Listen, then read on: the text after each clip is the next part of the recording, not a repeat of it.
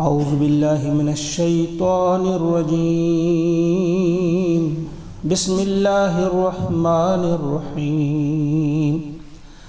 وقال الملك ائتوني به فلما جاءه الرسول قال ارجع إلى ربك فاسأله ما بال النسوة اللاتي قطعن أيديهن إن ربي بكيدهن عليم قال ما خطبكن إذ راوتن يوسف عن نفسه قلنا حاش لله ما علمنا عليه من سوء قالت امرأة العزيز الآن حسحس الحق أنا راودته عن نفسه وإنه لمن الصادقين ذلك ليعلم أني لم أخنه بالغيب وأن الله لا يهدي كيد الخائنين صدق الله العظيم. سورہ یوسف. حضرت یوسف علیہ السلام نے خواب کی تعبیر بتا دی. بادشاہ نے جو خواب دیکھا تھا اس کی تعبیر بتا دی، اور صرف تعبیر پر اکتفا نہیں کیا بلکہ تدبیر بھی بتا دی کہ آپ کیا کریں گے، اس قحط سالی سے بچنے کے لیے آپ کو کیا کرنا ہوگا. وہ تدبیر بیان کرنے کے بعد ایک خوشخبری بھی سنا دی جس کا ذکر خواب میں تو تھا نہیں، لیکن آپ کو اللہ تعالیٰ نے اس کا علم دے دیا تو آپ نے بتا دیا کہ 1 سال اس کے بعد ایسا آئے گا یغاث الناس کے الفاظ، یعنی خوب بارش برسے گی اور خوب رسدار چیزیں جو ہیں بنیں گی، رسدار میوے بنیں گے، تل بنے گا، سرسوں بنے گا، اسی طرح سے زیتون بنے گا، انگور بنے گا. اور پھر یعصرون کے الفاظ استعمال کر کے فرمایا کہ وہ نچوڑیں گے، گویا شراب بنائی جائے گی، لوگ شراب پئیں گے نچوڑ کر، انگور نچوڑ کر. ایک خوشخبری بھی سنا دی. تو جب وہ شخص واپس گیا، اب یہ بیچ میں چونکہ قرآن مقدس جو ہے اس کا جو سٹائل ہے کوئی بھی واقعہ سنانے کا، بہت ساری چیزوں کو بیچ میں حذف کر دیتا ہے جو انڈرسٹوڈ ہوتے ہیں، جن کو بتانے کی ضرورت نہیں ہوتی ہے. گویا جب وہ واپس گیا انہوں نے بادشاہ کو یہ خواب کی تعبیر بتا دی، تدبیر بھی بتا دی. یہ سب کچھ جب انہوں نے سنا تو بادشاہ یقیناً متاثر ہوا ہوگا، اور پھر اس نے سوچا ہے کہ بھائی اس کیلیبر کا آدمی،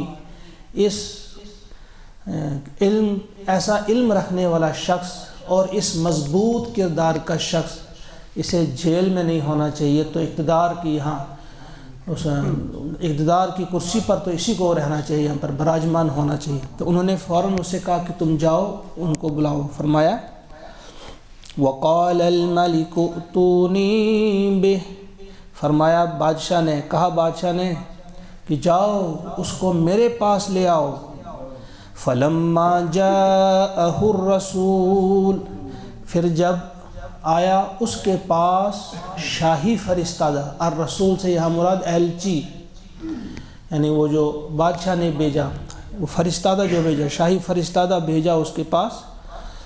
اور اس سے کہا کہ چلو اب کو بادشاہ بلاتے ہیں. اب اس کا اندازہ یہ تھا اپنی جگہ کی، جو ہی 8-9 سال وہ رہے ہیں جیل میں، جو ہی وہ رہائی کی خبر سنیں گے تو وہ خوشی سے جھوم اٹھیں گے. جیسا کہ آپ دیکھیں گے بائبل میں اور تلمود میں اسی قسم سے اس کو پیش کیا گیا ہے کہ اس نے فوراً اٹھا، اس نے اپنی حجامت بنوائی، کچھ کپڑے پہنے اور خوشی خوشی سے چل دیا. پھر تلمود میں اس سے بھی کچھ ہلکی قسم کی باتیں کہی گئی ہیں کہ پھر کس طرح سے وہ بادشاہ کے سامنے جھکا، پھر کیا کیا کیا. لیکن قرآن نے اس سارے گرد کو دور کر دیا ہے اور خوبصورت انداز میں بتا دیا ہے، اور پوری شخصیت ہمارے سامنے آ جاتی ہے یوسف علیہ السلام کی. وہ کس کیلیبر کے آدمی تھے، کیسی شخصیت تھی وہ۔ اب یہ اندازہ کر رہا تھا کہ جھوم اٹھیں گے خوشی سے اور فوراً چل پڑیں گے میرے ساتھ۔ اب یہ بات بھی یہاں پر حذف کر دی ہے بس کہ جب اس کے پاس وہ پہنچا ایلچی، تو اب دیکھیں پھر اب یوسف علیہ السلام کا ریئیکشن ہمارے سامنے، اس کا ریسپانس بتایا جاتا ہے۔ قال، فرمایا یوسف علیہ السلام نے، ارجع، جاؤ واپس لوٹو، الی ربک، اپنے رب کے پاس، یعنی اپنے اس آقا کے پاس، اس سے کہو فاسألہ، اس سے پوچھو، ما بال النسوہ، کیا حال ہے ان عورتوں کا، یعنی کیا جو وہ عورتیں جو تھیں جنہوں نے وہ اپنے ہاتھ کاٹے تھے، ذرا ان کا معاملہ کیا ہے، ذرا ان سے دریافت کرو، پہلے اس کی تحقیق کرو۔ ما بال النسوۃ اللاتی قطعن ایدیہن، جنہوں نے اپنے ہاتھ کاٹے تھے، جنہوں نے اپنے ہاتھوں کو زخمی کیا تھا، ذرا ان سے پہلے پوچھو کہ ان کا معاملہ کیا تھا، انہوں نے میرے بارے میں کیا کہا، مجھے کیسا پایا۔ فرمایا جاؤ اور پہلے یہ معلوم کرو، ان ربی، بے شک میرا رب، بکیدہن، ان کی یعنی ان عورتوں کی چالوں سے، ان کی چال سے علیم، باخبر ہے، جانتا ہے، یعنی ان کی اس فریب کاریوں سے وہ واقف ہے۔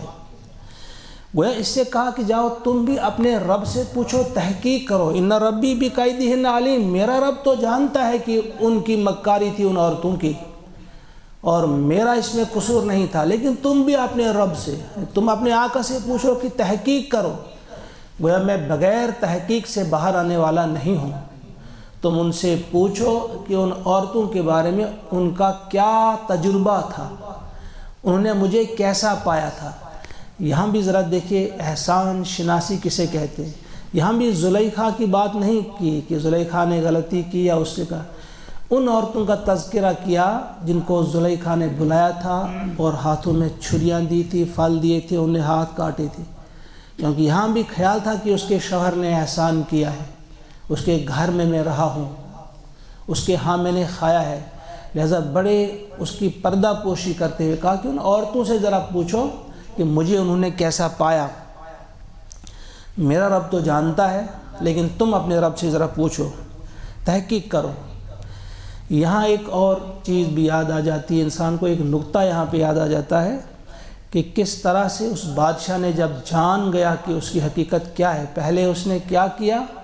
کہ اپنی چند بیگمات کی عزت کو بچانے کے لیے ایک شریف النفس انسان کو قید کر دیا، لیکن جب پتہ چلا تو کہا نہیں، جاؤ اس کو چھڑاؤ، اس کو وہاں سے لے آؤ، اسے اقتدار کی کرسی پر بٹھانا ہے۔ اس قرآن نے بھی ایسے انسان تیار کیے ہیں۔ ایک واقعہ کی طرف میرا ذہن جاتا ہے کہ یہ اللہ کا کلام ہے، کہ یہ بھی نہ وہ نبی ہیں، نہ وہ صحابی ہیں، نہ وہ تابعی ہیں، لیکن اس قرآن نے ان کو بدلا، ان کا بھی کچھ اس قسم کا تھا۔ 11ویں صدی عیسوی کی یہ بات ہے۔ ایران کے ایک بہت بڑے اسکالر، امام جنہیں شمس الائمہ کہا جاتا ہے، امام سرخسی جنہیں شمس الائمہ کہا جاتا ہے، ان کے دور کا واقعہ ہے کہ بادشاہ نے کچھ علماء کو بلایا اور کہا کہ دیکھو 4 شادیوں تک تو اجازت ہے ہماری، تو کیا ہم اس سے زیادہ نہیں کر سکتے؟ کوئی اس کے لیے کوئی طریقہ ہے، ہم کر سکتے ہیں؟ تو علماء جو تھے وہ ہوتے ہیں بس ہاں میں ہاں ملانے والے، جی حضوری والے۔ کہا ہاں، السلطان ذل اللہ، سلطان تو ذل اللہ ہے، آپ کا فرمان ہی تو دین ہے، دین کیا ہے؟ بادشاہ کا فرمان ہے دین، تو آپ کر سکتے ہیں کسی سے بھی، وہ آپ کی کنیز کہلائے گی، اور کنیزوں کی کوئی تعداد نہیں ہے، تو بس گویا کسی نہ کسی طرح سے کوئی نکالی راہ کا کر سکتے ہیں۔ انہیں فتویٰ دے دیا۔ جب فتویٰ عام ہو گیا تو عام جو مسلمان تھے وہ کہاں ماننے والے تھے؟ انہوں نے کہا ہم یہ فتویٰ ماننے والے نہیں۔ ہاں اس وقت جو شمس الائمہ ہیں، امام سرخسی، اگر وہ ایسا فتویٰ دیتے ہیں تو ہم تسلیم کرتے ہیں۔ تو پھر بادشاہ نے اپنے کچھ وزیروں کو، اچھے انسانوں کو، معتبر انسانوں کو اس کے پاس بھیجا، اور وہ فتویٰ لکھ کر دیا کہ اس پر سائن کریں، جو علماء نے لکھا تھا، بہت سارے علماء نے۔ جب انہوں نے دیکھا اسے تو انہوں نے کہا کہ یہ جو ہے ھذا خلاف ما ورد به القرآن والسنہ واجماع الامہ، کہ یہ تو بالکل خلاف قرآن و سنت ہے اور یہ اجماع امت کے بھی خلاف ہے۔ اس پر لکھ دی یہ عبارت کہ یہ قرآن و سنت کے خلاف ہے اور اجماع امت کے بھی خلاف ہے، اپنی سیل سائن کر دیے واپس۔ جب بادشاہ کو یہ ملا تو اس کو غصہ آ گیا، نے کہا اچھا اس کی جرأت، اس نے ایسا کیا، تو اس کو پھر سزائے چاہ دی گئی۔ چاہ سمجھتے ہو نا، چاہ کنویں کو کہتے ہیں، ایک کنویں میں اس کو ڈال دیا گیا، اس کو کنویں میں ڈال دیا گیا، اور وہاں کتنی مصیبت میں یا کتنی مشکلات کا انہیں وہاں پہ سامنا کرنا پڑا ہوگا، لیکن وہ جھکے نہیں۔ وہیں پہ انہوں نے کاغذ قلم سیاہی منگوائی، یا وہاں سے لکھا ہے، اوپر ان کے شاگرد بیٹھتے تھے، نیچے سے لکھاتے تھے وہ، انہوں نے المبسوط جو 30 جلدوں میں المبسوط وہیں پہ بیٹھ کے لکھی ہے۔ تقریباً 10,000 صفحات پر مشتمل وہ کتاب، انتہائی قیمتی کتاب انہوں نے لکھی وہاں پہ چاہ میں بیٹھ کر۔ اور پھر بادشاہ کو کوئی مسئلہ پیش آ گیا تو پھر سب نے کہا کہ بھائی اس کا حل تو ایک ہی کے پاس ہے، اسے آپ نے ڈال دیا وہاں چاہ میں۔ کہا وہ بھی پھر حیران ہو گیا، وہ کھد جاتا ہے وزیروں کے ساتھ، اسے معافی مانگی، وہاں سے نکالا۔ مگر اللہ تعالیٰ نے ان سے یہ کام لینا تھا کہ اس کنویں کے اندر ان سے ایک بہت باہری علم کا ایک تحفہ دینا تھا پوری امت کو، تو وہاں انہوں نے وہ کتاب لکھی، کتاب مکمل کی، تو ان کو پھر نکالا گیا، بادشاہ واپس گئے۔ تو یہ دیکھ کر جب انسان یہاں سوچتا ہے کہ عزیز مصر نے اپنے ان کو بھیجا، ایلچی کو بھیجا کہ اس کو نکالو اب، تو وہاں بھی یہاں بھی بادشاہ کی یہ بات مجھے ذہن میں آ گئی۔ بہرحال اللہ تعالیٰ سے دعا ہے کہ ہم بھی قرآن کریم کی اس برکت سے، قرآن کریم کے اس فیض کو، قرآن کریم سے اس قسم کا فیض پانے کی ہمارے اندر بھی وہ طلب پیدا ہو، تڑپ پیدا ہو، تجسس پیدا ہو۔ ہمارے اندر وہ ہے نہیں، ہم تو صرف بس ثواب کے لیے پڑھتے ہیں۔ اسے ایک جگہ بھی کہیں نہیں کہا قرآن پاک میں کہ یہ ثواب کی کتاب ہے، یہ ثواب کے لیے کتاب نہیں۔ ثواب کے لیے آپ کسی غریب کو کھانا کھلا دو، کسی مسکین کو کپڑا پہنا دو، کسی اور کو کچھ کر دو، وہ ثواب کے کام ہے۔ یہ جو ہے یہ ہدایت کی کتاب ہے، اسے کتاب ہدایت کہا گیا ہے۔ اس سے ہم نے اپنے آپ کو بدلنے کی کوشش کرنی ہے،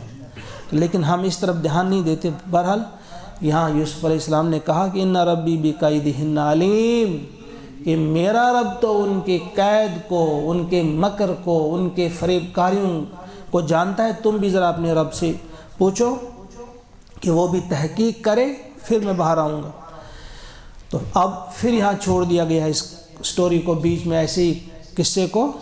پھر انہوں نے عورتوں کو بلایا دربار میں، یا کس جگہ بلایا ہوگا، پھر بادشاہ نے ان سے پوچھا، عورتوں سے، ان عورتوں کو بلایا۔ قال ما خطبكن اذ راوتن یوسف عن نفسه، کہا تمہارا کیا تجربہ ہے، ما خطبكن، کیا تمہارا تجربہ ہے، کیسا پایا تم نے یوسف کو، اذ راوتن یوسف عن نفسه، جب تم نے یوسف کو رجھانے کی کوشش کی، جب تم نے یوسف کو رجھانے کی، ان کو پھنسانے کی کوشش کی، تو ذرا بتاؤ تم نے کیسا پایا یوسف علیہ السلام کو۔ قلنا حاشا للہ، تو وہ پکار اٹھی اس وقت، کہا حاشا للہ، اللہ کی پناہ، ما علمنا علیہ من سوء، ہم نے ان کے اندر ذرا بھی کوئی برائی نہیں پائی، بالکل بھی ہم نے ان میں کوئی برائی نہیں پائی۔ قالت امرأۃ العزیز، کہا عزیز مصر کی بیوی نے اس وقت، یعنی زلیخا اس وقت بول پڑی، الآن، اس وقت، حصل حق ظاہر ہو گیا، حقیقت واضح ہو گئی، حقیقت اب ظاہر ہو گئی، انا راودتہ عن نفسہ، میں نے اس کو پھسلانے کی کوشش کی، میں نے اس کو رجھانے کی کوشش کی، میں نے اس کو اپنے دام میں پھنسانے کی کوشش کی، میری غلطی تھی یہ، انہ لمن الصادقین، اور یہ صادقین میں سے ہے، یہ سچوں میں سے ہے، یہ صداقت کا، یہ امانت کا پیکر ہے، اس کی کوئی غلطی نہیں، غلطی ہماری تھی، میں نے اس کو رجھانے کی کوشش کی تھی۔ اب یہ واقعہ ہو جاتا ہے، پھر جب یہ سب کچھ ہو گیا، پھر جب یوسف کو بھی باہر لایا گیا، اس کے بعد کی یہ بات ہے کہ اس وقت پھر یوسف علیہ السلام نے کہا، یعنی پھر بتایا کہ میں نے کیوں کیا، ذالک یہ سب میں نے اس لیے کیا کہ یہ پہلے میں نے تحقیق کروائی، کیوں، ذالک ایسا میں نے اس لیے کیا، لیعلم تاکہ وہ جان جائے، کون، عزیز مصر جس کے گھر میں تھا، تاکہ وہ جان جائے انی لم اخنہ بالغیب کہ میں نے در پردہ اس کی خیانت نہیں کی ہے، کہیں اس کے ذہن میں نہ رہے کہ میں نے اس کے گھر میں رکھا اور اس نے میری عزت کے ساتھ کھیلا، اس لیے میں پہلے چاہتا تھا کہ اس کو کلیئر ہو جائے، دنیا یہ جان جائے کہ میں نے غلطی نہیں کی ہے، ذالک لیعلم انی لم اخنہ بالغیب کہ میں نے در پردہ خیانت نہیں کی ہے، اس کی پیٹھ کے پیچھے میں نے خیانت نہیں کی ہے، وَأَنَّ اللَّهَ اور بے شک یہ کہ اللہ تعالیٰ لا یہدی ہدایت نہیں دیتا، چلنے نہیں دیتا، قید الخائنین خیانت کرنے والے کی چالوں کو، جو خیانت کرنے والے ہوتے ہیں ان کی چالوں کو کامیاب ہونے نہیں دیتا، یعنی یہ جان جائے کہ میں نے اس کی خیانت نہیں کی ہے، اور ساری دنیا جان جائے کہ فریب کار جو ہوتے ہیں، مکار جو ہوتے ہیں، ان کو کامیابی اللہ تعالیٰ ہرگز عطا نہیں کرتا ہے، دنیا یہ جان جائے، ذالک لیعلم انی لم اخنہ بالغیب وَأَنَّ اللَّهَ لَا يَهْدِي قَيْدَ الْخَائِنِينَ۔ اللہ تعالیٰ سے دعا ہے کہ ہمیں توفیق عطا فرمائے کہ ہم قرآن کریم کو صحیح معنوں میں اس کی روح کے ساتھ اس کو پڑھنے کی کوشش کریں، اور اپنی روح میں اس کو اتارنے کی بھی اللہ تعالیٰ ہمیں توفیق عطا فرمائے۔ اللہم اجعل القرآن ربیع قلوبنا ونور ابصارنا وشفاء صدورنا وذهب حمومنا وغمومنا، وصلی اللہ وسلم علی سیدنا ومولانا محمد وآلہ واصحابہ اجمعین برحمتک یا اللہ۔ السلام علیکم ورحمۃ اللہ۔